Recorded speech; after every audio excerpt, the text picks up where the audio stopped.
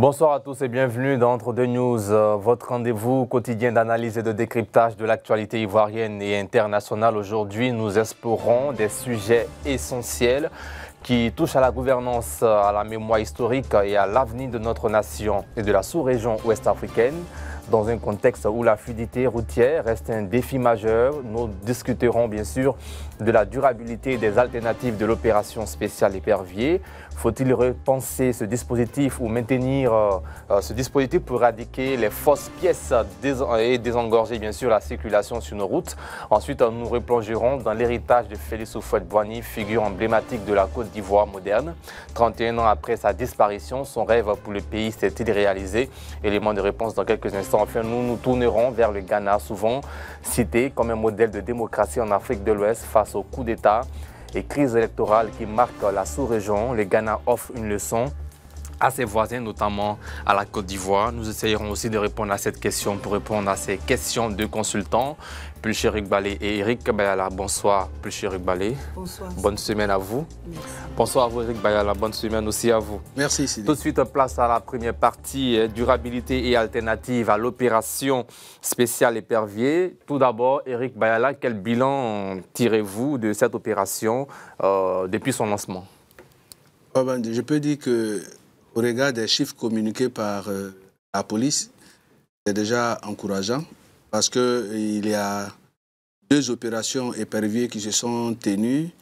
D'abord, le 7 novembre, on a lancé l'opération Épervier 10 qui consistait à traquer un peu tous les endroits criminogènes, les foyers criminogènes. À cela, il y avait également la destruction des fumoirs. Il y avait aussi la volonté de démanteler tous les réseaux de trafic humain. Et puis, lutter également contre l'installation des gares anarchiques. Ça, c'était déjà engagé par Épervier, l'opération Épervier 10. Et puis, depuis le 1er décembre, il y a eu cette grande lutte engagée pour la sécurité routière, une opération spéciale qui consistait donc à vérifier les différents engins. Nous parlons de véhicules, de motos, pour voir la régularité des pièces, aussi bien au niveau des assurances automobiles, au niveau également des visites techniques, les vitres teintées, les plaques banalisées, et puis la vignette automobile. Et quand on met tout ça ensemble, on se rend bien compte que depuis le début de cette opération, nous en sommes à un peu plus de 5000 engins saisis. Je dis mais à 8500, après les 8500. Bon, 8500, seulement que le premier jour, on était déjà à 109 véhicules pour défaut d'assurance. Au niveau d'Abidjan, on avait également des véhicules saisis pour défaut de visite technique. En clair, il y avait 218 voitures qui avaient été saisies au niveau du district autonome d'Abidjan pour défaut de visite technique, défaut d'assurance automobile. Et puis, il y avait également défaut de vignette, 67 voitures, me semble-t-il. Et puis, au niveau des motos, il y avait 23 cas de fourrière pour défaut de casse au niveau des conducteurs. Et donc, quand on regarde tout cela, je pense que c'est une bonne opération parce que cela participe non seulement à la sécurité routière, mais vous voyez qu'on fait sortir donc, du trafic tous ces engins qui ne sont pas conformes et qui n'ont pas les documents pour pouvoir circuler. Ça réduit considérablement les embouteillages, quand bien même que nous sommes en période de fête où le trafic de la mobilité est très important. Aujourd'hui, on arrive à circuler quand même un peu aisément parce que c'est une période où le trafic est important. Et donc, quand on a pu mettre en fourrière plus de 8000 engins, vous voyez que cela est vraiment bien à propos. Mais il y a Pulcher Rugbalé, est-ce qu'il faut se réjouir de l'opération spéciale Épervier? Oui, absolument. Elle contribue forcément à la sécurité de tout le monde, surtout les véhicules de transport en commun. Mais cela nous emmène à plusieurs interrogations, puisque en très peu de temps, on a obtenu de bons résultats. Il faut préciser que c'est une opération qui est menée conjointement par le ministère du Transport et celui de la Sécurité. Est-ce à dire que quand il n'y a pas d'opération, la police ne ferait-elle pas bien son travail? Pourquoi est-ce que c'est dans cette opération qu'on enregistre ces résultats? Est-ce que si la police faisait bien son travail, on aurait besoin de ce type d'opération? En fait, c'est des questions qu'on se pose parce que tout le monde sait qu'à cause du racket, les policiers laissent passer beaucoup de choses et donc ça devrait interpeller les autorités pour essayer de voir comment renforcer les contrôles de routine. Parce que cette opération est spéciale, parce que nous sommes en fin d'année, il y a beaucoup d'activités et les malfaiteurs aussi s'activent. Donc en dehors même du contrôle des pièces, il y a aussi toutes les mesures qu'on prend pour renforcer la sécurité. Donc moi je pense qu'il faut s'en réjouir, mais il faut aussi s'interroger sur ce qu'il faudrait faire pour ne pas qu'on attende seulement ce genre d'opération pour avoir de bons résultats. Et on a l'opportunité de vous avoir, donc qu'est-ce que vous proposez comme solution pour pouvoir permettre de perpétrer cette opération, sinon ce type de contrôle? Oui, d'abord, il faudrait que dans le cadre de leur travail quotidien, les policiers soient beaucoup plus sérieux. Parce qu'à prendre de l'argent pour laisser partir des personnes qui ne sont pas en règle, ils ne jouent pas leur rôle. Ils ne jouent pas leur rôle, donc c'est eux qui contribuent à cela. Donc il faut qu'il y ait beaucoup plus de sérieux dans leur travail et puis peut-être qu'il faut pouvoir encourager les populations aussi à signaler ce genre de cas. Mais l'autre chose, c'est de faire des patrouilles. Ici, je ne sais pas si les gens font des patrouilles, mais ce que il nous est donné de voir dans les autres pays, à la télévision, on entre dans les quartiers. Je vous disais la dernière fois qu'aux 220 logements, il y a des citoyens qui se plaignent du fait que dans leur bâtiment, il y a des drogués. On m'a parlé du bâtiment Manivelle précisément, qui sont là et qui gênent les populations, ils sont parfois violents. Et ça, on en parle publiquement. Mais jusqu'à présent, je n'ai pas entendu qu'il y a une patrouille de la police ou de la gendarmerie qui allait vérifier ces faits-là. Et ce n'est pas que les habitants ne se plaignent pas, hein. Ils savent qu'il est de leur devoir d'aller à la police pour signaler ce genre de cas, mais on ne voit pas de changement. Donc, en plus de trouver les moyens de réduire le racket, et on sait que c'est possible, on l'a vu sous le président Guéhi, il faudrait qu'on renforce la sécurité dans les quartiers.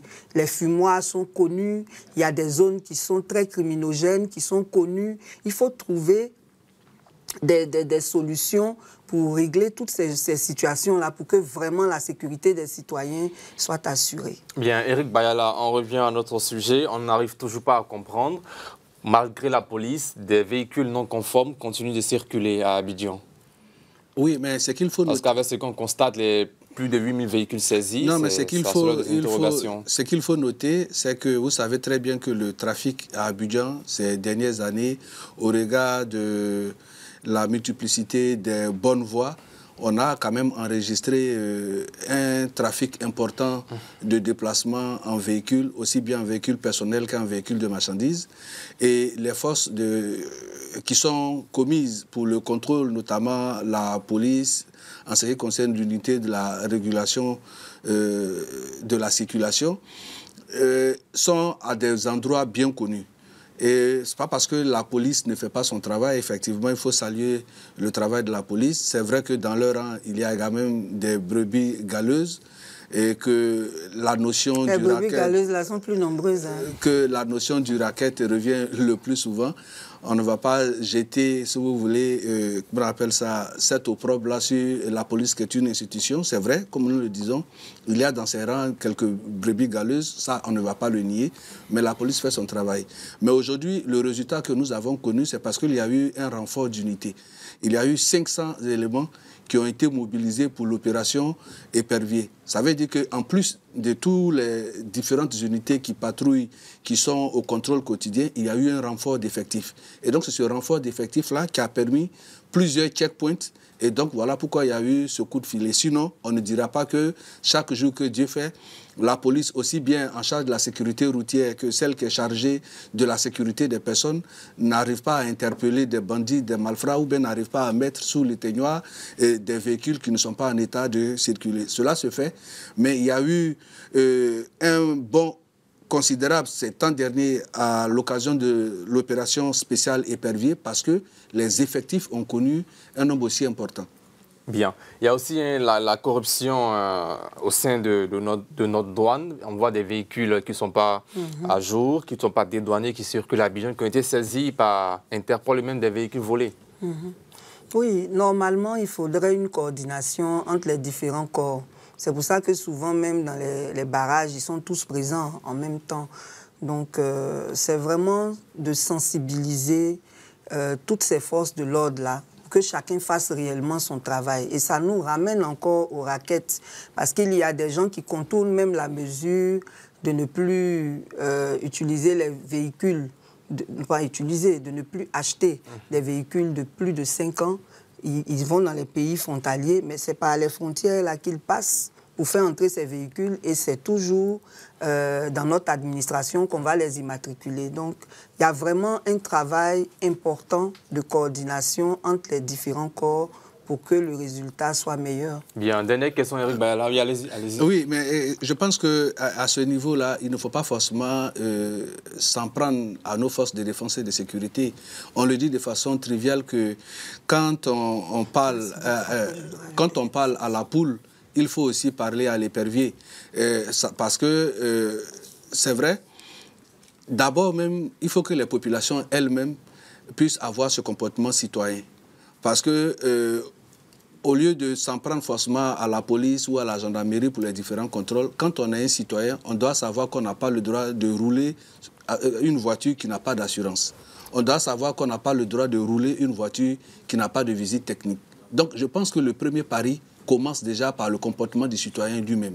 En attendant que les forces de défense et de sécurité n'entrent en ligne de compte, il faut bien que le citoyen lui-même puisse, à son niveau, se faire cet état de conscience en ce qui concerne la régularisation des pièces administratives et des différentes pièces qui autorisent quelqu'un à sortir avec son engin. Mais quand vous n'avez pas d'assurance, non seulement vous êtes un danger pour vous-même, mais vous êtes un danger pour tous les usagers de la route. Quand vous n'avez pas de visite technique, c'est-à-dire que vous savez très bien que votre véhicule a des défaillances, malgré ça, vous sortez avec, vous êtes un danger pour la société. Et donc, c'est d'abord de notre ressort, nous-mêmes, en tant que citoyens, de pouvoir faire cette autocritique et de nous mettre en cause en ce qui concerne la conformité des véhicules, selon des pièces administratives qui nous donnent obligation de pouvoir sortir avec un véhicule. Mais quand on sait qu'on n'a pas les pièces requises et puis on sort avec son véhicule en espérant être pris par la police ou bien pour rentrer en négociation avec la police, je pense que là également, il y a un problème. Il faut que nous-mêmes, on fasse notre travail et ensuite continuer la sensibilisation au niveau des forces de défense et de sécurité. Aussi, qu'est-ce qui empêcherait, avant vous, qu'est-ce qui empêcherait de poursuivre ce type de contrôle? Parce qu'on voit le fruit de l'opération Épervier, spéciale Épervier. Pourquoi ne pas accentuer le contrôle et attendre jusqu'à la fin de l'année? Non, parce que vous savez que l'année, les mouvements et les trafics ne sont pas les mêmes au cours de l'année. Pendant les périodes de fêtes de fin d'année, il y a beaucoup plus de trafic à cause des différentes fêtes de fin d'année. Et donc cela mobilise, si vous voulez, ça donne droit à un trafic un peu plus important. Donc il faut mobiliser des forces supplémentaires. Et donc les forces supplémentaires, on ne peut pas les mobiliser à tout moment. Mais vous savez qu'il y a des unités, il y a des numéros verts qui ont été mis à la disposition. Il y a la police de la sécurité routière, qui est une unité qui a été créée pour renforcer également la sécurité routière. Il y a également les unités de police, les unités d'intervention. Il y a eu beaucoup de brigades qui ont été créées pour traquer le grand banditisme, tout et tout. L'État fait son travail.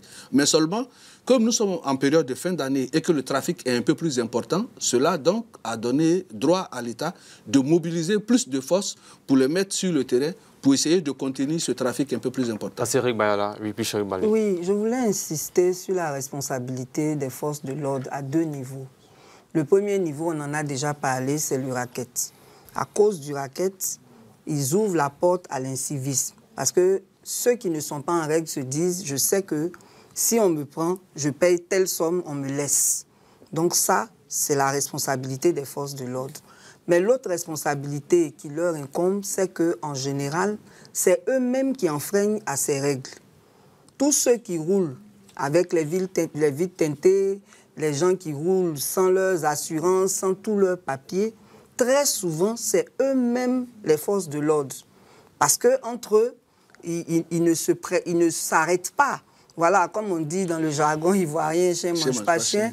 Donc, c'est important de le relever. C'est très important. Parce que s'ils sont rigoureux par rapport au premier point, c'est sûr que les citoyens entreront dans les rangs. Et si eux-mêmes, ils donnaient l'exemple aussi, ce serait bien. Mais malheureusement, c'est eux qui ont ces véhicules avec des plaques bizarres qu'on décrit. C'est eux. Bien. Et même souvent, quand les gens veulent enfreindre à la loi, ils les prennent même pour les accompagner. Quand ils arrivent au barrage, c'est lui qui se présente et puis on passe. Donc franchement, oui, rapidement, 30 secondes. Il y a un ordre à mettre à leur niveau. Oui, mais je veux dire, tout à l'heure, quand j'ai lancé l'appel au comportement citoyen, parce que payer un peu à chaque fois qu'on vous arrête, in fine, vous dépensez plus que quand vous allez vous mettre en situation régulière. Parce qu'au fur et à mesure qu'on doit vous prendre, si vous devrez avoir peut-être affranchi 4 ou 5 barrages par jour, et que je dis n'importe quoi, vous devrez payer peut-être 10 000 francs, et pardon, 2 000 francs par barrage au minimum, ça vous fait déjà 10 000. Ça, c'est encore mieux. Bon. Il y a des corps habillés, des forces de défense et de sécurité qui prennent même 500 francs avec le chauffeur de Bakar. Bon, ça, je veux dire... Les prix même sont pratiquement homologués. Bon, d'accord. Ça dit que même si vous devrez payer pour passer, imaginez-vous le nombre de barrages que vous devrez avoir dans une journée, que vous devrez débourser 500 francs par nombre de barrages. Je pense que ce serait intéressant d'avoir tous ces papiers. Quand vous avez tous vos papiers, vous-même, vous êtes à l'aise. Non, mais à faire des raquettes, là, c'est pas à faire des papiers. Bon, justement, c'est-à-dire qu'à ce niveau-là, nous sommes dans ce qui est factuel. Il y a des principes, les histoires des syndicats et autres, là. Tu as papier, tu n'as pas papier, tu payes. Bon, ça c'est un autre débat dans lequel je ne veux pas rentrer. Voilà. Après avoir débattu de la durabilité de l'opération spéciale épervier, de ces défis, intéressons-nous maintenant à une figure historique et majeure de notre pays, la Côte d'Ivoire. Félix Houphouët-Boigny, son rêve pour la Côte d'Ivoire reste-t-il vivant ou a-t-il été trahi par le temps et les réalités politiques? Nous en parlons dans cette partie avec nos consultants. Tout de suite, qu'est-ce qui vous interpelle 31 ans après la disparition du président Félix Houphouët-Boigny? Le samedi 7 décembre dernier marquait l'anniversaire de son décès.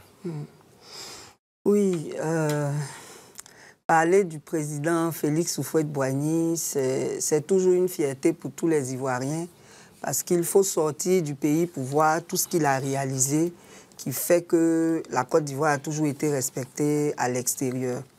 Mais par rapport à ce qu'il aurait souhaité pour son pays, il y a 2 points que nous voulons relever. Le premier, c'est par rapport à la paix. Par rapport à la paix, c'est un échec total puisque depuis qu'il est parti, on n'a jamais eu de passation entre 2 présidents. Depuis qu'il est parti, c'est vraiment des élections chaotiques, c'est la déchirure, c'est beaucoup de problèmes, en tout cas de cohésion sociale. Donc à ce niveau-là, il y a un échec parce que la paix était devenue la 2e religion du pays. Et dire qu'elle se dégrade alors que des oufouettistes sont au pouvoir, c'est vraiment décevant. C'est très décevant. Ensuite, pour en venir à ce que le président Oufoué a dit dans sa dernière volonté, on va dire ses dernières interventions avant qu'il ne décède, il a dit, et je cite, « Je vous ai apporté l'indépendance politique. Il vous appartient, jeunes Ivoiriens, d'apporter l'indépendance économique. » Et il a ajouté la vraie indépendance. Et je crois que c'est là que se situe en réalité le point essentiel du bilan qu'on devrait faire de ce que le président Félix Houphouët-Boigny a souhaité pour son pays, l'indépendance économique. Et il a dit dans un contexte où il y avait la chute des cours des matières premières, et tout le monde sait que quand on parle d'indépendance aujourd'hui, on parle de souveraineté, Le président Houphouët fait partie de ceux qui ont lutté avec le syndicat agricole africain pour les premières indépendances qu'on a eues. Je dis premières indépendances parce que lui-même, il a parlé ensuite de la vraie indépendance qui est basée sur la souveraineté économique. Donc, à ce niveau-là, il y a un véritable problème également parce que en Côte d'Ivoire, d'abord, la dette publique est énorme. En 2024, on était à 32 000, on est toujours en 2024, à 32 000 milliards. On projette 34 000 milliards en 2025 et 37 000 milliards en 2026, avec un taux d'accroissement moyen annuel de 8,5%. Ça, ce n'est pas encourageant. Et puis, notre économie n'est pas détenue par des Ivoiriens. Ça, c'est un gros problème. On ne saurait aller à la souveraineté économique si on n'encourage pas l'entrepreneuriat, si on ne prend pas en main notre économie. Donc, ce sont des entreprises étrangères à 98% qui sont dans l'industrie en Côte d'Ivoire. Et comme ce sont des entreprises étrangères, évidemment, ce sont des devises aussi qui sortent, qui ne restent pas en interne pour tourner afin de contribuer à la prospérité des Ivoiriens, à une meilleure redistribution des richesses. Donc, pour nous résumer, avec tout ce que le président Houphouët-Boigny a apporté comme base pour notre développement, le stade où nous en sommes là, on peut dire qu'on n'a pas réussi à gagner le pari de satisfaire ses ambitions pour la Côte d'Ivoire. Bien, Éric Bayala, 31 ans après la disparition du président Houphouët-Boigny, qu'est-ce qui vous interpelle? Et puis, votre avis sur cette réponse, c'est jugé d'échec par plus Éric Bayala au niveau de la paix qui était très chère à Félix Houphouët-Boigny et puis l'indépendance économique aussi qui n'est pas atteinte par les différents successeurs du président Houphouët-Boigny. À ce niveau, je voudrais dire d'abord que saluer la mémoire de l'illustre disparu parce que le président Félix Houphouët-Boigny est une figure très importante, j'allais dire une figure emblématique de la Côte d'Ivoire. Pardon? J'ai dit de l'Afrique. Ouais, bon, comme nous sommes directement concernés par cet héritage politique qu'il a laissé, mais je peux dire que le président Houphouët-Boigny a rêvé grand. Il a eu un grand rêve, il a tracé les sillons du développement de la Côte d'Ivoire. Et au niveau de son rêve, je pense que son rêve a été bâti sur 3 segments. D'abord au niveau politique, et puis au niveau économique, et puis ensuite au niveau de sa volonté de transférer la capitale véritablement à Yamoussoukro, qui était l'un de ses rêves qui lui était plus cher. Au niveau politique, le président Félix Houphouët-Boigny, pratiquement dans ces derniers jours, a non seulement admis le multipartisme en 90, et il a mis sur pied un parti fort, le PDCI-RDA, avec de grandes personnes, de grandes figures comme Grégoire Philippe Yassé, comme Dona Fologo, il y a eu Bala Keïta, il y a eu Henri Konan Bédié, pour ne citer que ceux-là. Mais dans la gestion donc, de ce PDCI, malheureusement, la gestion des hommes s'est butée à un moment donné à une question de management du corps humain. Et donc, ça a créé le premier schisme en 93, en 94, avec la création du RDR. Et lui-même, comme il avait dit que le combat à mener, c'était le combat de la jeune génération qui devrait mener le combat de l'indépendance économique. Mais malheureusement, au cours des années 90, la Côte d'Ivoire a été mise sur ajustement structurel parce qu'il y avait la crise. Et donc, il a fait appeler le président Alassane Ouattara, qui était venu pour sortir donc la Côte d'Ivoire de ce marasme économique. Il a fait donc appel à cet aspect monétariste, économique et académiquement financier pour mener ce combat-là. Et aujourd'hui, on sait que la Côte d'Ivoire a également joui d'une belle embellie économique, quoi qu'on veuille ou pas. Le visage de la Côte d'Ivoire a changé, la Côte d'Ivoire fait plaire, la Côte d'Ivoire, quand vous la voyez, elle est rayonnante, la Côte d'Ivoire est dynamique, la Côte d'Ivoire au niveau international, quand vous voyez les différents taux, on a parlé d'endettement, mais le seuil qui doit amener à inquiéter n'a pas encore été franchi en ce qui concerne... Est-ce que la Côte d'Ivoire est indépendante aujourd'hui économiquement? Mais aujourd'hui, justement, quand vous regardez, on a dit que l'économie de la Côte d'Ivoire avait été portée par le binôme café-cacao. Et il y avait ce slogan national qui disait que le succès de la Côte d'Ivoire repose sur l'agriculture. Mais aujourd'hui, il y a une diversification des richesses. Aujourd'hui, la Côte d'Ivoire n'est pas forcément... son économie ne repose pas essentiellement sur le côté agricole. Vous avez vu au niveau des industries, on essaie un tant soit peu de transformer sur place nos matières premières. Il y a des usines de transformation du cacao en poudre, en chocolat pour certains. On a vu au niveau de l'ANACAD des usines qui sont installées également, qui font déjà la transformation au premier niveau. En ce qui concerne le palmier à huile, l'EVA, il y a la découverte des richesses minières qui sont mises en production, notamment au niveau du gaz. On a vu le cas Baleine, le cas Kalao. On découvre un gisement important d'or à Tanda. Donc, il y a une diversification des richesses nationales qui vont faire que l'économie ne sera plus reposée essentiellement sur la mamelle café-cacao, mais sur beaucoup d'autres pans pour booster l'économie. C'est vrai qu'il y a encore des actions à mener pour que, dans un ensemble macroéconomique, on puisse se retrouver dans un résultat globalement satisfaisant. Avec tout ce que vous avez dit, est-ce qu'on doit retenir que la Côte d'Ivoire est aujourd'hui indépendante économiquement, comme l'a toujours rêvé le président Houphouët-Boigny? Oui, l'indépendance économique de la Côte d'Ivoire, c'est un processus.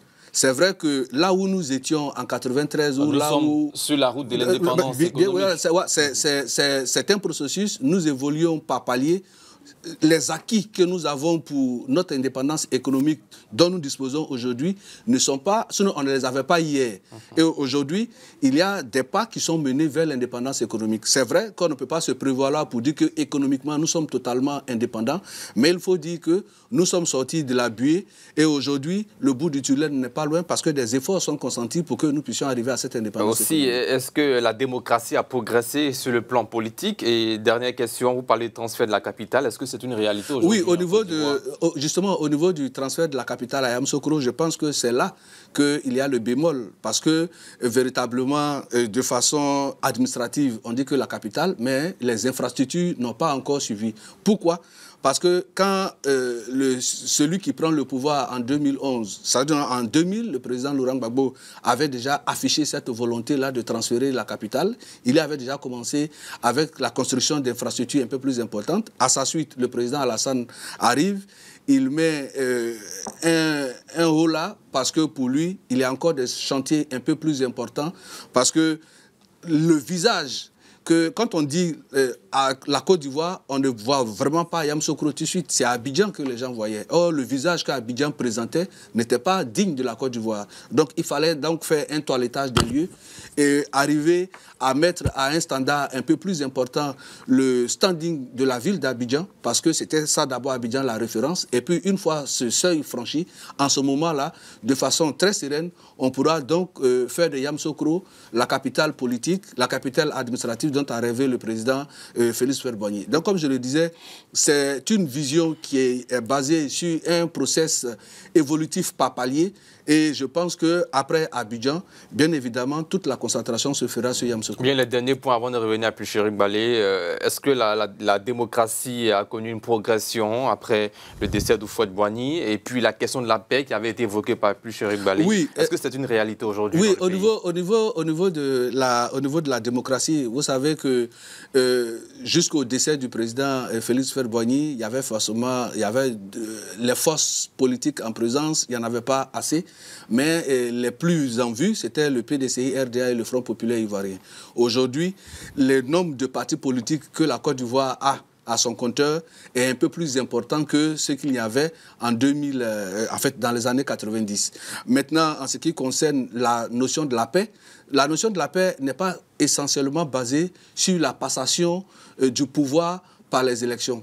Parce que ce n'est pas parce qu'il n'y a pas encore eu... Mais c'est le rêve des Ivoiriens. C'est le rêve de tout le monde. Mais en même temps, le problème, c'est que ce n'est pas parce qu'il n'y a pas eu d'élection d'un président démocratiquement élu par rapport sinon, à un autre président démocratiquement élu, qu'on ne dira pas que la paix n'a pas eu lieu, la paix est menacée. Depuis qu'il y a eu le coup d'État de 99 déjà, jusqu'à aujourd'hui, le tissu social lui-même a connu une fraction. Les uns et les autres, tous ceux qui ont animé l'arène politique, chacun a eu son temps de pouvoir, avec tout ce que cela a comporté comme difficulté. Mais aujourd'hui, allègrement, nous sommes en train de consolider cette paix-là. Parce qu'une paix dans un pays est plus du fait de l'opposition que du parti au pouvoir. Bien.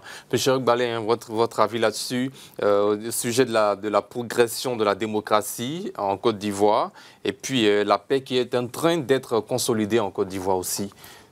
Bon, par rapport à la démocratie, c'est évident qu'on a eu un recul à plusieurs points de vue, puisque après le multipartisme qui a été acquis... Est-ce qu'on peut associer ce recul au nombre de partis, à la floraison des partis politiques? Non, pas du tout. Pas du Quand tout. il dit en 90, on avait... Le problème, ce n'est pas le nombre de partis politiques. On avait des grands partis, le PDCI et le FPI. Le problème, c'est le système. Comment est-ce qu'il est? Est-ce qu'il permet l'expression des principes démocratiques? C'est ça le problème. On peut avoir 1000 partis politiques et puis vivre dans la paix. Ce n'est pas ça le problème. Le problème, c'est le système. Et à partir du moment où il y a eu une rébellion, à partir du moment où il y a eu une guerre en 2010, on a forcément reculé, puisque aujourd'hui, au lieu de faire la promotion de la démocratie, on est dans une situation où, après la guerre, il n'y a pas... Parce que la paix, là, le socle de la paix, c'est la vérité et la justice. Quand on est dans un système où on ruse, où on ment, où on veut faire croire ce qui n'est pas vrai, on ne peut pas obtenir la paix. Quand on est aussi dans un système où la justice n'est pas effective, et c'est le cas en Côte d'Ivoire, on ne peut pas parler de paix. Donc pour vous, la justice n'est pas effective depuis 1993 ? Du tout. Nous sommes dans une situation où on a connu une guerre avec 3000 morts officiellement. Il y a eu un procès à la CPI qui a donné un résultat. On attend que l'autre partie soit jugée. Ça, ce n'est pas encore le cas. On est dans un contexte où on a encore des prisonniers d'opinion. On est dans un contexte où on a des leaders politiques qui sont en exil. On est dans un contexte où l'Ivoirien est en crise avec sa justice. Aujourd'hui, quand vous avez un problème, si vous n'avez pas d'argent, vous êtes inquiet, même quand vous avez raison. Parce qu'il y a beaucoup de dérives au niveau des procédures judiciaires. On est dans un contexte où on enlève les gens au lieu de les convoquer. On ne peut pas parler de paix. Comme on dit là, ce n'est pas l'absence de guerre qui fait dire qu'il y a la paix. La paix, c'est tout ça. C'est est-ce qu'il y a la justice? Est-ce qu'on travaille dans la vérité? Est-ce qu'on travaille dans le respect des principes qui régissent notre société, les principes républicains dont on se targue? Non. Quand la réponse est non, il n'y a pas de paix. Bien, Eric Baya, la réaction? Oui, non, à ce niveau-là, je pense qu'il faut qu'on arrive à clarifier un certain nombre de choses. Parce que il ne suffit pas d'être leader d'opinion ou bien leader politique et puis on pense que les actes de subversion que nous menons doivent être passés par perte et profit au motif que nous sommes leaders d'opinion ou bien nous sommes leaders politiques et quand la justice va s'appliquer à nous, on dira qu'on est persécuté. Je dis non, parce que quand on est leader d'opinion et leader politique, cela renvoie à un modèle, cela renvoie à une attitude. Et c'est cela qui m'amène à paraphraser le président Félix Houphouët-Boigny qui dit que la paix n'est pas un mot, n'est pas un vain mot, mais c'est un comportement. Justement, donc il ne suffit pas de se vêtir de la chasuble de leader, que tout le monde devrait avoir. Pour dire que parce qu'on est politique ou bien on est leader d'opinion, donc on doit se méprendre sur certaines choses. Quand vous posez des actes qui arrivent à agresser les principes premiers de la paix dans une république, mais justement, vous êtes confronté à la justice. Et tant que ça sera comme ça, la justice va s'appliquer à vous. Et si la justice s'applique à vous, demande, et que la justice s'applique dans la justice, pas dans l'injustice. Non, et que les gens penseraient que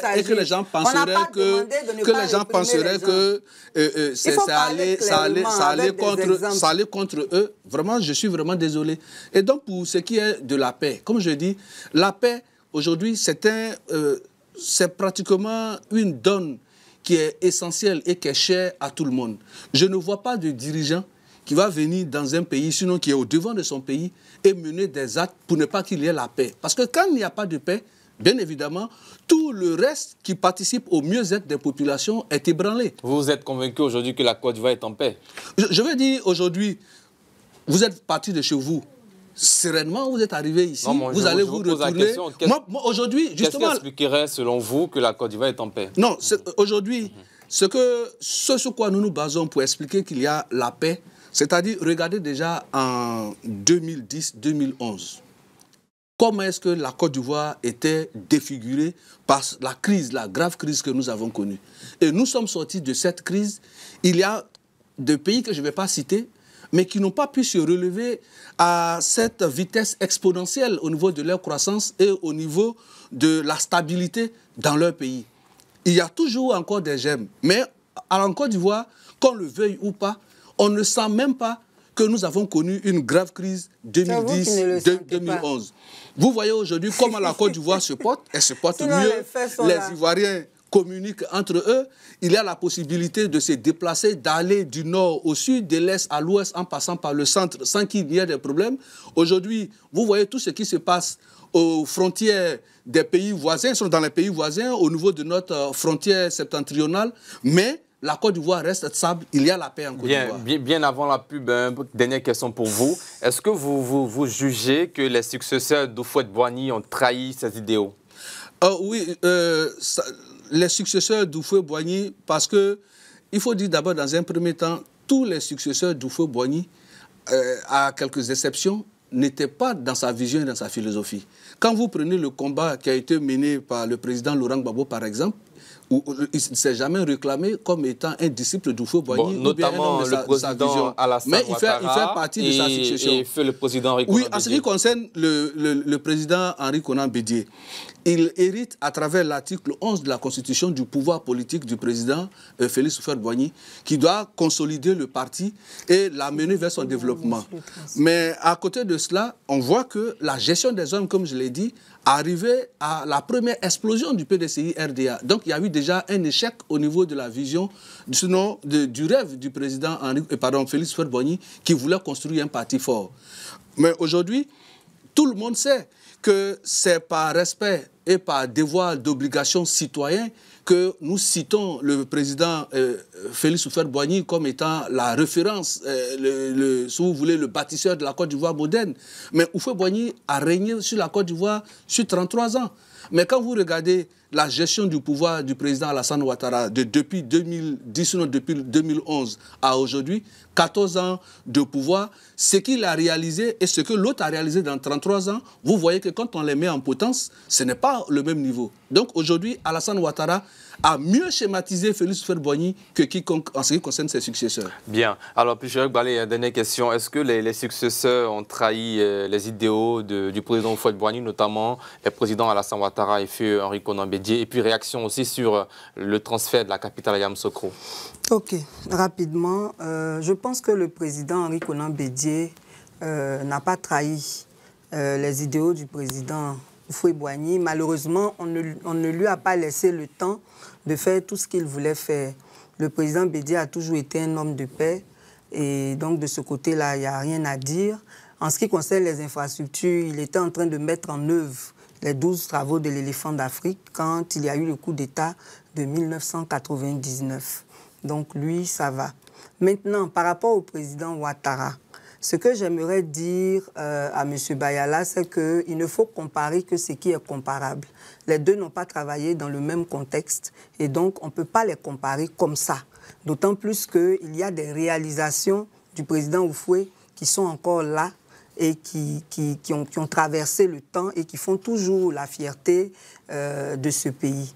Donc j'aimerais dire que c'est justement le président Ouattara, ce prétendant oufouettiste, qui a trahi tous les idéaux du président Houphouët, parce que c'est avec lui que la paix s'est dégradée, c'est avec lui que nous sommes aujourd'hui dans une situation où chaque fois qu'il y a des élections, nous sommes inquiets, en espérant que, avec toutes les propositions qu'on fait, mais les la choses paix s'est dégradée après la mort, disons, depuis 80, on va dire 99, avec le coup d'État. Bon, vous faites bien peut-être de lui rafraîchir la mémoire, mais le sujet n'est pas les dessous. Le sujet n'est pas les dessous de tous ces coups-là. Mais sinon, on connaît les responsables. Je voudrais que nous nous en tenions aux idéaux du président Houphouët. Voilà. M. Bayala, il est dans son monde, il est dans son rôle. Ça, c'est son problème. Mais tout comme vous également. Parce que moi, je n'ai jamais vu... Et les vidéos sont là. Je n'ai jamais vu Mme Balé aujourd'hui reconnaître au moins une action qui a été menée par le président Ouattara qui participe au moins à la stabilité de la Côte d'Ivoire. Tout ce qu'on fait, vous trouvez toujours à dire que rien n'est fait, rien n'est fait. On ne peut pas être dans la négation, dans le négativisme, toujours en train de décrier tout ça. Moi également, je vous invite à voir dans une loupe de voir la réalité également. Merci Eric Bayala. Ce n'est pas question d'ascension ou d'ascenser le quand vous parlez, moi je vous écoute. Non, madame, justement. Il y a un moment où vous êtes intervenu comme ça. Merci Eric Bayala. Vous êtes d'accord avec moi? Le transfert de la capitale, ça c'est vraiment très grave parce que le transfert de la capitale participe à la politique de décentralisation. Mais il a reconnu que ce n'est pas encore une réalité, mais c'est un processus qui est en cours. Non, ça n'aurait même pas dû s'arrêter. Parce que le président Ouattara, qui dit être un bâtisseur, devrait savoir que le développement, il se conçoit et il se planifie. Voilà. Et comme il y a plusieurs ministres, c'est pour dire que chacun a son rôle à jouer. Le projet de programme de transfert de capital à Yamoussoukro était sur la bonne voie. Le président Oufoué l'a lancé, le président Bédié a fait sa part en revoyant le plan. C'est faux, justement. Le plan. La seule personne qui a délaissé Yamoussoukro, c'est le président qu'on appelle Henri Konan Bédié. Il n'a pas délaissé. Vous n'avez pas suivi ce qu'il a fait. Le président Bédié a laissé Yamoussoukro pour aller construire Daoukro. Et nous en avons les preuves. Bien. Ça, tout le monde est unanime là-dessus. Il reste 30 secondes pour terminer. D'accord. Donc le président Bédié a refait le schéma directeur de la ville de Yamoussoukro en intégrant la zone administrative politique. Le président Gbagbo est venu commencer à construire certaines infrastructures, le palais des parlementaires, la présidence et tout, et puis on sait ce qui s'est passé.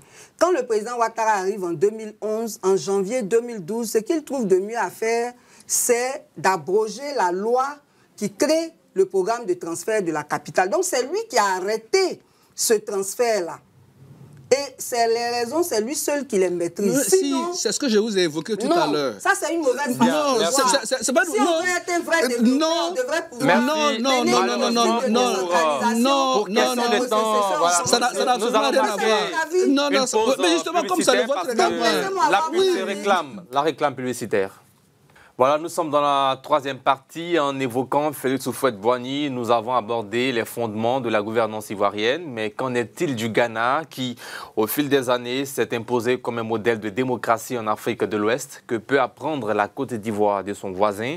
Nous en parlons dans cette troisième partie avec nos consultants, Pulchérik Balé et Eric Bayala. Et je tiens à rappeler que nous sommes dans la dernière semaine de Entre deux News. Nous serons de retour à partir du mois de janvier 2024. Alors, 2025, pardon, voilà. Puis, Chérik Balé, quel enseignement vous tirez de ces récentes élections ghanéennes qui voient le retour de l'ancien président au pouvoir?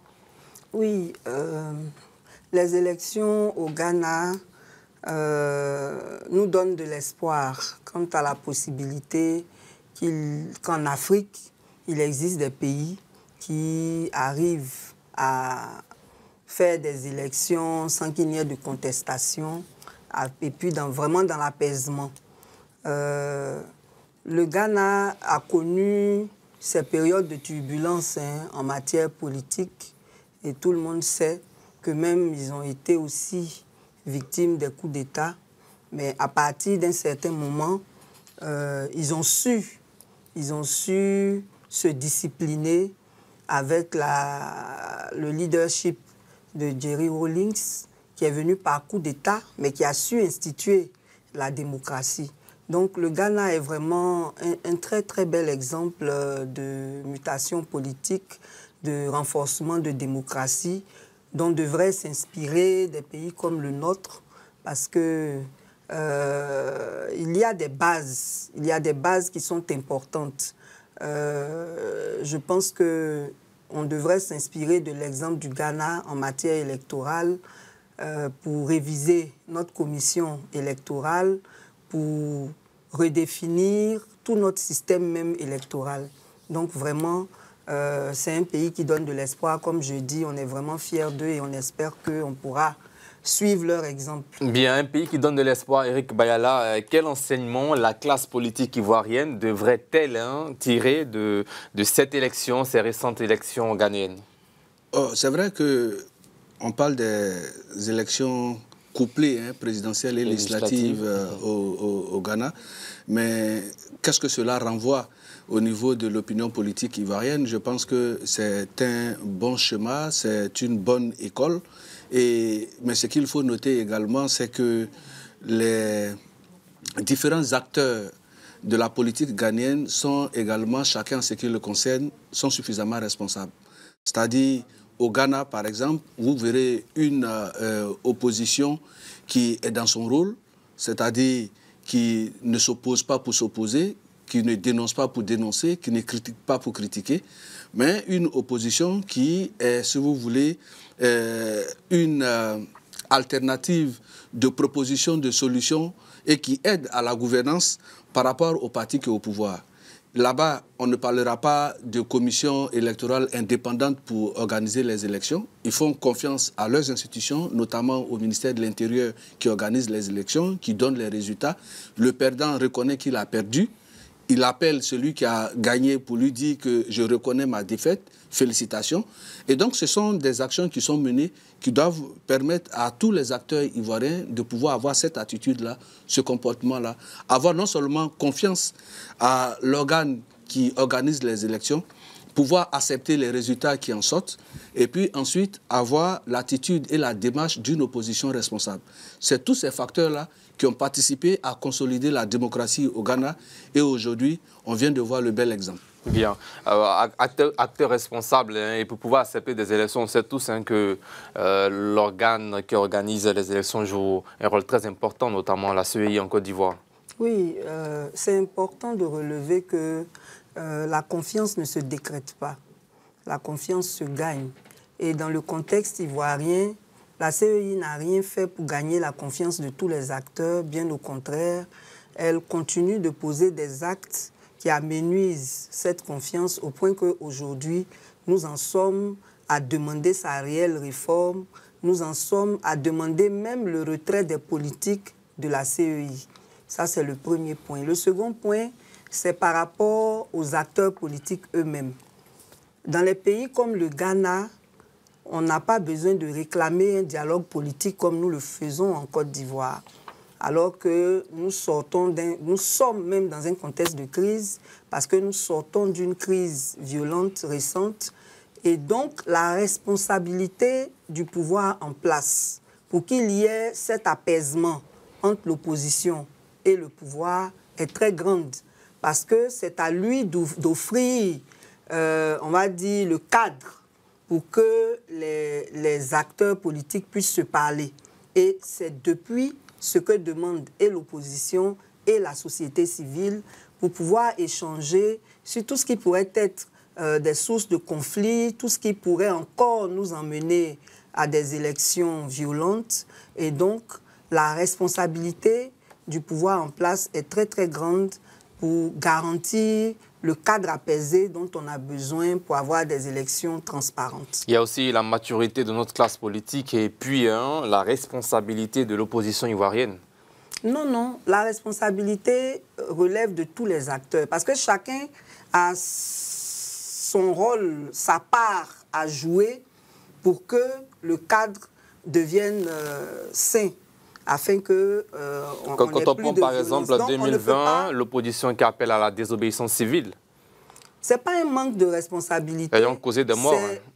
Non, il n'y a pas que ça. Je veux dire, dans chaque situation, dans chaque contexte, il y a des moyens légaux que et la société civile et l'opposition ont le droit d'utiliser. Voilà, la désobéissance civile, c'est une manifestation. Maintenant, comment on en est arrivé là? Pourquoi l'opposition est arrivée à cette décision? Manifestation violente. Non, quand on programme une manifestation, on ne la programme pas violente. On programme des manifestations pacifiques. Maintenant, la violence intervient dans la suite. Pour ce que je sais, depuis que je suis dans cette arène-là. Pour ce que je sais, chaque fois que nous, en tant que société civile, on a demandé à manifester, on n'a jamais eu d'autorisation. Alors qu'en principe, on n'a même pas besoin d'autorisation. Par rapport aux manifestations, notre Constitution nous soumet à une déclaration. C'est-à-dire que vous informez l'autorité, l'autorité prend les dispositions pour encadrer la manifestation et tout se passe bien. Dans notre pays... Et votre nouvelle ordonnance dit le contraire. Oui, mais c'est pire même que... L'ordonnance est en vigueur, d'ailleurs. Oui, l'ordonnance est venue empirer la situation. Parce qu'avant l'ordonnance, la Constitution demandait qu'on déclare les manifestations, mais les gens se sont permis de modifier le code pénal pour le rendre anticonstitutionnel afin de soumettre les manifestations à autorisation. Donc, il y avait déjà un problème avant même que l'ordonnance n'intervienne. Mais ce que je voudrais dire, c'est que c'est tout le monde qui doit se soumettre aux lois. Il n'y a pas des citoyens pour qui la loi est faite et d'autres qui peuvent se permettre d'enfreindre la loi. Le problème dans notre pays, c'est que c'est le pouvoir lui-même qui est champion en la matière pour enfreindre aux lois. Et c'est ça qui crée après des situations qu'on déplore. Donc, je pense que si tout le monde se met dans le respect des lois, si le pouvoir en place crée le cadre du dialogue, il n'y aura pas de problème. Bien. Eric Bala, votre réaction sur la maturité de notre classe politique et la responsabilité des acteurs, notamment de l'opposition, le Ghana qui semble être en avance sur notre classe politique. C'est pas semble, ils sont très en avance. Mais tout à l'heure, dans mes propos, c'est ce que je disais. Je disais que l'animation de la vie politique dépendait exclusivement de la responsabilité des acteurs de la classe politique, aussi bien ceux de l'opposition que du pouvoir. Tout à fait. Et aujourd'hui, on sait bien même qu'en Côte d'Ivoire, les organisations de la société civile et les partis politiques ne parlent pas le même langage en ce qui concerne la CEI, parce que la CEI elle-même, elle a été instituée par la volonté des acteurs politiques. C'est eux-mêmes qui ont demandé la création de la CEI. Aujourd'hui, certaines organisations de la société civile demandent qu'on puisse extraire de la CEI les partis politiques. Oui, mais les partis politiques qui ont demandé, au contraire, sont en train de parler d'auditer qu'on appelle la liste électorale, parce qu'eux, ils n'entendent pas de cette oreille la volonté de pouvoir sortir de la CEI. Donc vous voyez que déjà, à ce niveau, il y a un problème. Les gens ne parlent pas le même langage. Maintenant, pour les actions que les gens mènent, quand on parlait de la responsabilité, et puis on a dit que c'est une responsabilité qui doit échoir à tous les niveaux des acteurs politiques, mais dès l'instant où vous appelez à une manifestation, et puis l'intitulé de la manifestation dit « désobéissance civile », il y a un problème. C'est ça. Quand on appelle à aller désobéir, ça, c'est déjà un problème. Parce que, avant d'en arriver, ça dit qu'on a évoqué ici les raisons, les causes, mais quand on projette une manifestation, et puis on dit qu'on va se réunir pour désobéir aux institutions de la République, aux lois qui régissent notre société, il y a un problème. Les conséquences, nous les avons vécues et nous savons que ça participe à encore noircir l'histoire de la Côte d'Ivoire en matière politique. Aujourd'hui, le Ghana, à travers ses élections, arrive à donner une leçon à la classe politique en Afrique. On le dit ici, même en Côte d'Ivoire, c'est vrai.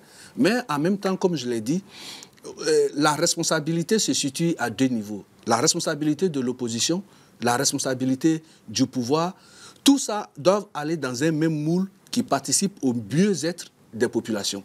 C'est pour ça que le dialogue politique est important.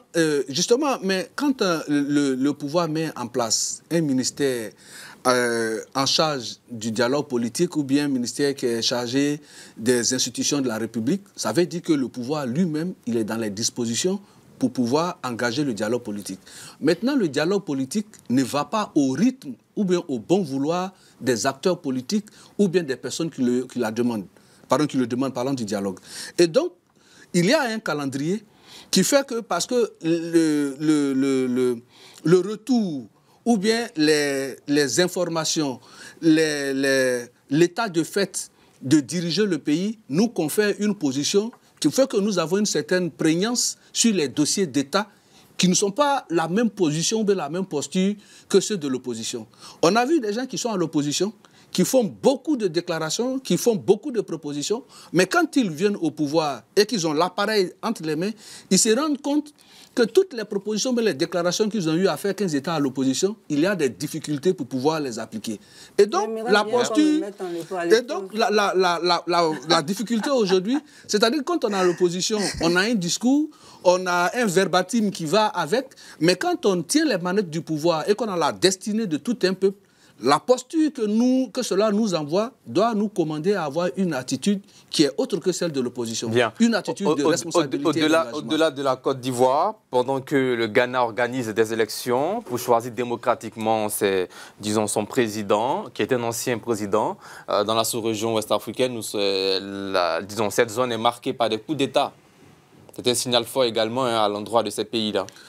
Oui, justement, ça dit que quand on prend les pays de l'Afrique de l'Ouest, c'est vrai qu'on a certains pays autour de nous. Parce qu'on voit le parti au pouvoir gagner qui a perdu ses élections. Mais justement, le NPP a perdu les élections et c'est le NDC de John Dramani Mahama qui a remporté les élections. Mais c'est qu'en fait, d'abord aussi, il faut dire que le Ghana s'est construit. Quand vous avez vu le pays qui a été dirigé par Jerry John Rawlings, qui était un capitaine de l'armée, qui a repris le Ghana, qui a fait ce qu'il avait à faire en termes de réforme. Aujourd'hui, l'une de ses batailles essentielles, c'était de réformer l'armée ghanéenne, de la rendre plus républicaine. Et donc, l'armée ghanéenne se tient très loin de toutes les questions politiques.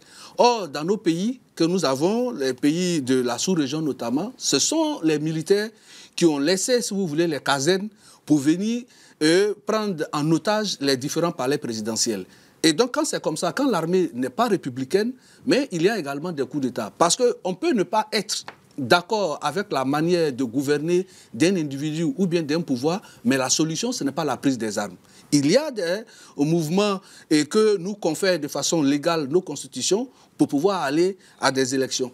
Parce que même quand vous partez à une élection et que vous estimez, entre griffes, que l'organe même qui organise les élections est déjà aux mains du pouvoir ou bien serait en faveur du pouvoir, mais il n'y a seulement que la mobilisation du peuple, de nos militants, pour aller exprimer son désaveu dans les urnes pour que le président Eric Bala. Merci.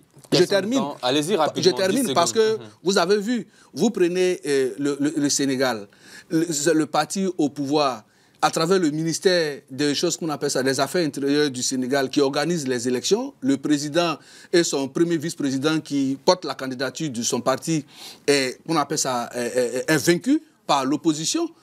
Vous prenez le Ghana, c'est le président qu'on appelle au parti au pouvoir qui a organisé les élections. Son vice-président également est vaincu par l'opposition. Pourquoi? Parce que les 19 millions d'électeurs ghanéens se sont mobilisés pour aller dire non à la politique économique de Nana Akufo-Addo, parce que le Ghana a connu une restriction économique et donc ils sont allés dans les urnes pour dire non. Donc dans les autres pays, si on estime que la politique est là n'est pas bonne, il faut aller dans les urnes. Comment vous réagissez aussi à ce sujet-là? Le Ghana, les Ghanéens ne veulent plus du pouvoir. Ils choisissent un candidat d'un autre parti politique, ce qui n'est pas le cas dans d'autres pays de la sous-région ouest-africaine. Quand on ne veut plus du parti au pouvoir, automatiquement les militaires prennent les armes. Oui, moi je pense que cela pose le problème du système électoral lui-même. Quand le système électoral est transparent, la volonté du peuple ne souffre d'aucun détournement. Parce que le problème dans certains pays où il n'y a pas de stabilité en matière électorale, comme la Côte d'Ivoire, c'est que le peuple n'a pas confiance en la structure qui organise les élections. L'opposition, c'est pas le peuple. Quand on prend le cas des autres pays, ce n'est pas la même situation. Quand on prend le Burkina, le Mali, les récentes élections se sont bien passées. Chaque pays a son contexte.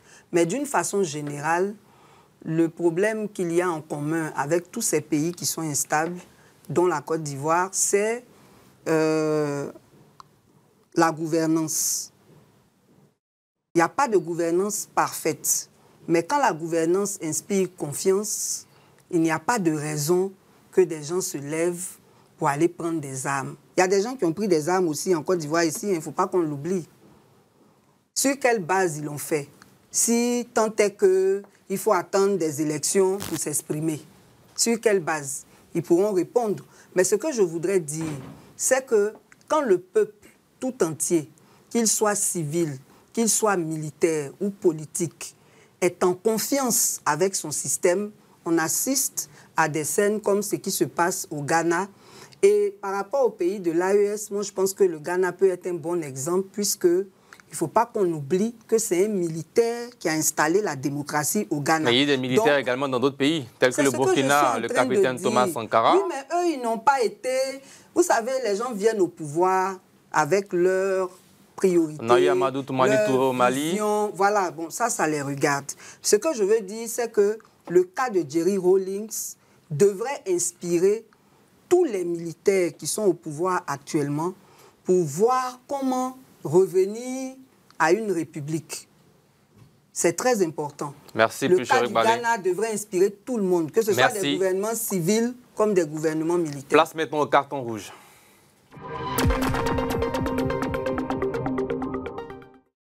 Nous sommes dans les cartons rouges, le premier carton de cette semaine avec Eric Bayala. Mon carton rouge, c'est à l'endroit des forces de défense et de sécurité. C'est vrai, au cours de cette émission, nous avons salué l'action qui est menée, nous avons salué leur dévouement à apporter la sécurité. Mais ce que je voulais dire, c'est que le grand banditisme ou bien les vols à l'arraché, ce n'est pas seulement sur les grandes artères. Il faut qu'ils rentrent à l'intérieur des quartiers parce que ces bandits de grand chemin, à chaque fois, ils adaptent leur stratégie à la manière dont les forces de défense et de sécurité se positionnent. Ils ont quitté les grandes artères, ils ont quitté les foyers criminogènes, ils sont aux portes maintenant des citoyens, c'est-à-dire ils sont dans les quartiers. Donc la police nationale, la gendarmerie accentue les patrouilles à l'intérieur des quartiers. Il y a beaucoup de zones d'ombre que la CIU également, à l'occasion de ces fêtes de fin d'année-là, arrive à électrifier, sinon à ramener l'électricité dans ces quartiers-là pour que la police puisse circuler, pour que les populations vraiment se sentent de plus en plus en sécurité. Parce qu'au niveau de Port-Boué, par exemple, il y a que les patrouilles n'entrent pas à l'intérieur des quartiers et il y a eu une recrudescence au niveau des agressions dans les différents quartiers. Vivement que les forces de police et de gendarmerie puissent accentuer les patrouilles à l'intérieur des différents quartiers. Bien, puis Eric Bayala, les réactions sur ce carton rouge? Oui, il m'a damé le pion parce que c'est le carton rouge même que je voulais donc c'est bon là. Donc ça va, pour votre carton, ça va aujourd'hui? Non, je vais faire carton quand même. J'ai trouvé un nouveau. Toujours, allez-y, carton rouge. D'accord. Le carton rouge que je voudrais faire aujourd'hui, c'est... Je ne sais même pas à qui il faut l'adresser, mais en tout cas... À moi? C'est par rapport aux persécutions que les étudiants subissent. On a pris une mesure de dissoudre plusieurs organisations universitaires à partir de la crise qu'il y a eu avec la FESI. Et aujourd'hui, les étudiants sont délaissés, ils sont abandonnés. Il n'y a plus personne pour parler. D'ailleurs, même vendredi, il y a eu le procès du secrétaire général national de l'UNESI. On l'a condamné à 6 mois de prison pour outrage au ministre. Donc, je voudrais vraiment donner un carton rouge à nos autorités parce que les associations, c'est important, les syndicats, c'est important. On ne peut pas défendre aux gens de défendre leurs droits. Voilà, s'il y a un problème avec la FESI, ce n'est pas une raison pour l'étendre à toutes les organisations. Et par rapport aux informations qu'ils détiennent, le mieux aurait été d'engager des procédures contre les coupables pour ne pas nuire à toute la communauté universitaire. Parce qu'aujourd'hui, on les chasse des cités universitaires n'importe comment. Il n'y a pas de circulaire qui vient les prévenir qu'à partir de telle période, il y a tel type d'étudiant qui doit partir. On vient, on te trouve à 23 h, on dit demain à midi, tu dois partir. Ça fait un peu désordre. Bien. Vraiment. Eric Bayala, la réaction? Oui, non, sur la question, vous savez que depuis que la FESI et les associations estudiantines existent, il n'est pas encore arrivé à l'État de prendre ces mesures pour assainir le milieu estudiantin. Au regard de la crise dont les conséquences sont la dissolution de ces différentes associations, il faut dire que c'était une crise très grave où des étudiants, en lieu et place du stylo, ont dans leur chambre des machettes, ont des grenades, ont des treillis, ont des armes à feu, des armes blanches. Et je pense que c'est un processus que l'État a pris pour assainir le milieu estudiantin. Parce qu'il ne faut pas déjà s'en prendre forcément aux conséquences. Il faut déjà regarder en amont ce qui a amené l'État à prendre ce genre de dispositions. On ne peut pas faire l'apologie de l'impunité parce que nous sommes dans un monde estudiantin. Non, il est grand temps que l'État soit ferme pour que le milieu estudiantin se porte mieux. Il y a eu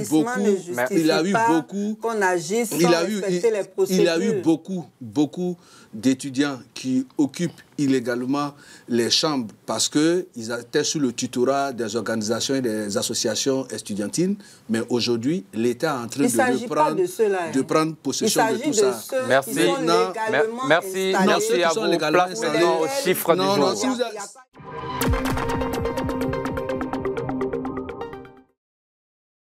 Le chiffre du jour, c'est 608. C'est lié à l'éducation en Côte d'Ivoire. 608 lycées et collèges. On fait quoi? Ont été choses qu'on peut construire ces dernières années par le président Alassane Ouattara. Bien sûr, de 2011 à 2018, la Côte d'Ivoire est passée de 294 collèges et lycées publics en 2011 à 902. De 2011 à 2024, il faut donc entendre, sous le leadership du président Alassane Ouattara, 608 collèges ont été construits sur l'ensemble du territoire, dont 222 collèges de proximité, soit une hausse de plus de 200%. La réalisation de ces nombreuses infrastructures scolaires en seulement 13 ans a permis de rapprocher l'école ivoirienne des populations et de relever le taux de scolarisation et d'améliorer de manière significative l'offre éducative. Plus cher Iqbalé, commentaire sur ce nombre d'établissements scolaires construits.